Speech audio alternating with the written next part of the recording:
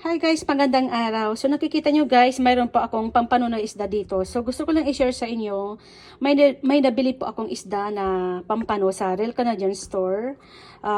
Apat na piraso guys. Isang plastic, apat na piraso ang laman, 12.57. So dahil good deal siya, good deal, bumili po ako ng dalawang plastic. So 8 pieces lahat to guys. Kasi yung nabibili kong pampano dito sa No Frills, dalawang piraso lang. 17 or $18. So, dalawang piraso lang yon. So, ito is apat na piraso sa isang plastic. Good deal siya. Kaya, yun, napabili ako ng dalawang plastic. Share ko lang sa inyo guys. Bye. Maraming salamat. So, ngayon ay lilinisin ko pala ito guys. Kung nakikita nyo, wala na po siyang mga buntot. Kasi, ginugunting ko siya.